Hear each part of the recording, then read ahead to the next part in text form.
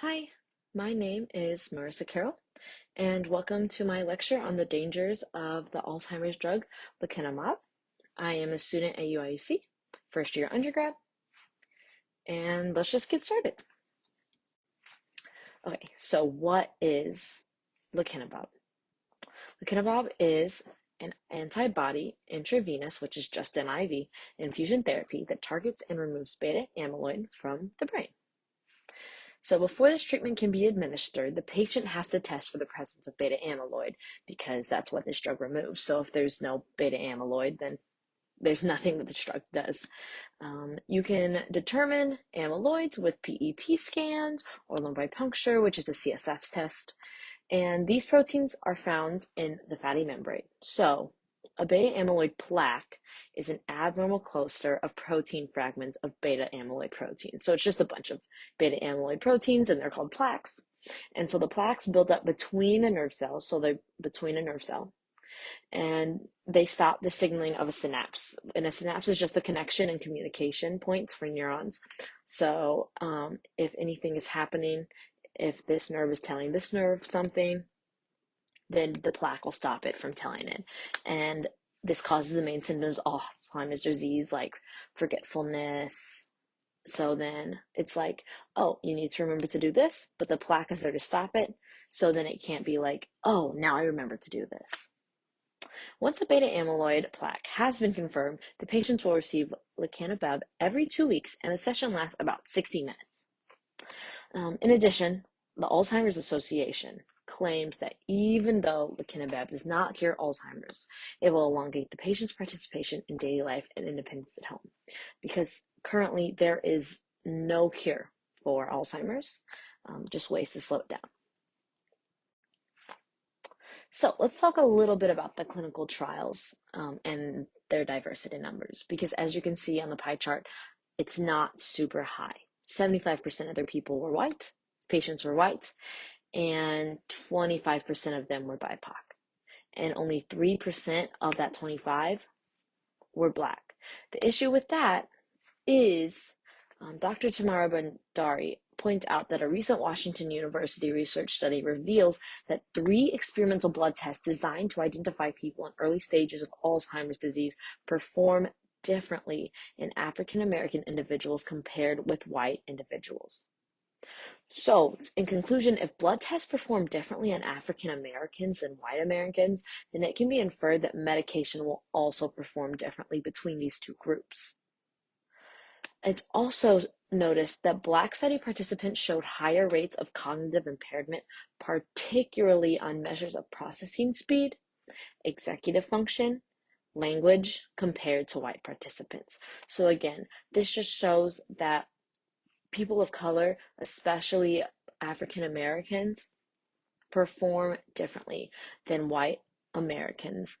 So there needs to be more of a diversity in these clinical trials to really, truly understand the effects of this drug. And this whole issue is that Black patients are less likely to even receive treatment or be diagnosed until the disease becomes advanced and aggressive. So then this lecanemab is used for early onset Alzheimer's. So then it would also be hard to identify, it'd be hard to give these patients lecanemab because Black patients are less likely to receive it until their disease is more advanced and aggressive. And this leads to conflict in the medical field for just diversity and the trust between BIPOC and the medical community. So some side effects are infusion-related reactions, which is mostly just like swelling, rash. It more has to do with like the needle and like what's in the medication, more like skin-related stuff. Number 2 would be headaches. And number 3 is ARIA. So ARIA is actually the most dangerous side effect of these 3 side effects. And ARIA is temporary swelling in the brain. It also has headache, confusion, dizziness, vision changes, nausea, and seizure. But none of these are as important as temporary swelling in the brain because this temporary swelling can become more than just temporary. So on February 2nd, 2023, during this clinical trial that was run, a 65-year-old patient was sent to the emergency department of the clinical trial due to an ischemic stroke. So an ischemic stroke is a fancy word for a blood clot that clogs an artery leading to the brain. So this is the swelling of the brain. This is ARIA. Except it wasn't temporary. It led to his death. This patient had received 3 infusions, and the last one, 4 days before the stroke happened, the patient had an MRI which showed he had acute right thalamoscapular infraction and innumerable multifocal cortical and subcortical hemorrhages with surrounding edema. So basically, the stroke cut off oxygen to the thalamus, which is part of your motory and sensory in your brain, and it interrupted the blood flow around the brain, causing bleeding from the brain and created too much fluid in the tissue as well, which caused the brain to swell. With this unfortunate information, the patient soon died after. So he got his MRI scan, and they found out that he was dying, and then he passed away. So then the article does a biopsy, and the death was solely because of lecanemab. So the 65-year-old patient did not have any other issues, like he didn't have high blood pressure, which could also cause a stroke. He just had a really bad allergic reaction, like he had a really bad side effect. So really, I think that maybe lecanemab probably should have done a couple more clinical trials before they sent out this drug to be approved, because it just feels like that these medical people are actively ignoring this death of one of their trial patients, and they're just continuing to release the approval of the drug. How well does the trial work? Well, it does. It really does work. So, and how does it work? So, the trial is a double-blind, placebo-controlled, parallel group dose-finding study, which, in plain English, a double-blind is a trial where there are 2 groups of researchers and patients. Neither patients nor researchers know if they are receiving or studying the placebo or real infusion. A placebo-controlled is a trial where there must be at least 2 or more groups, because one of them must obtain the placebo.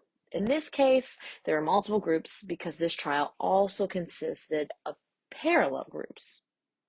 In a parallel group, trial groups are randomized so that the researchers only study one specific condition in each group with no crossover. Lastly, the dose finding part of the study means the researchers are trying to find the best dosage of lecanemab to give the patients at a time during a certain period of time. So after that, these patients had to have a mild cognitive impairment and confirmed amyloid beta plaques. Because remember, if there are no amyloid beta plaques, then there's no point in taking this drug. So before the lecanemab was given to each patient, the amyloid beta plaque in each patient was measured using the PET scan, which stands for positron emission tomography. And it takes a picture of different parts of the brain to estimate the brain levels of these plaques. Each patient was given 10 milligrams of lecanemab infusion every 2 weeks. The trial was 3 phases, so they were given 3 infusions, which equals to 30 milligrams over 18 months. Once the 18 months were over, the patients went through another PET imaging. And so, what were the results? The FDA said it was a statistically significant reduction in brain amyloid plaques. So even though this drug may seem a little dangerous, it does work. But the side effects and the people that they clinically trialed on, the patients, not diverse, and the side effects are dangerous. Just keep that in mind, even though this drug works. So a lot of people will just be like, oh, it's FDA approved. Caroline Chen actually wrote a very fascinating article about the explanation of the FDA and how it's becoming out of control. So she points out that the FDA reviews and approves drugs faster than any other regulatory agency in the world. Let that sink in. Something that should definitely set off an alarm in anybody's head is that other countries sometimes disapprove drugs that the FDA approves. This proves that the FDA might be willing to cut a few corners and ignore important signs a drug is not yet ready to be released to the public. And this is concerning because the FDA should not be approving good enough drugs to the public because lives depend on these drugs. An example of this is a drug called Nuplazid, which is a drug for hallucinations, which was a drug for hallucinations and delusions associated with Parkinson's, which is the sister disease to Alzheimer's. Nuplazid failed 2 clinical trials, and then it had a third clinical trial with few revisions, and the drug showed a little bit of benefit. But with this small benefit, the FDA ends up approving the drug instead of waiting for more trials. In the end, it was found that patients died and had more side effects after taking Nuplazid than before the patients took it. So this story leads us back to the example of the 60-year-old patient who passed away from the clinical trial because it feels similar because Lecanemab was approved on the 6th of January and the article was released on the 2nd of January.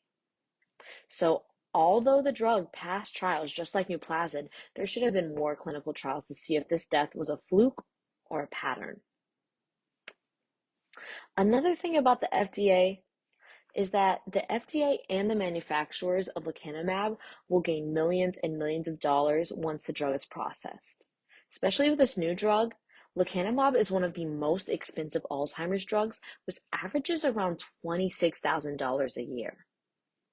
Something to keep in mind is that manufacturers only gain sales from the drug, but because Alzheimer's is yet to have a cure, both the manufacturer and the FDA is going to gain incentives because lecanemab serves to the neglected population. Neglected population is the Alzheimer's population because, again, there is no cure. So this brings up a question as to why lecanemab was approved so quickly. To reiterate, it is a rarity of working medication. There is a very rare amount of working medication for Alzheimer's. I have experience with this because my grandma has Alzheimer's. And as much as we tried to find a medication that worked, she took drugs on drugs on drugs. It's hard to find something that really shows a significant difference of slowing down Alzheimer's.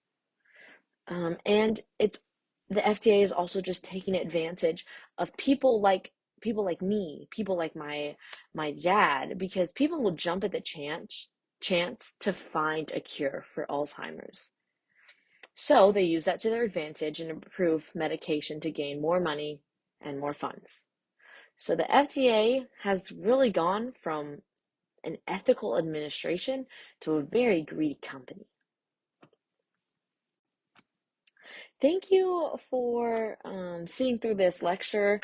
I hope you learned a little bit more about lecanemab and maybe you're a little more informed that this drug may need a little bit more work before it gets distributed to the population. If you have any questions, feel free to email me, and I love to have a conversation with you. Thanks.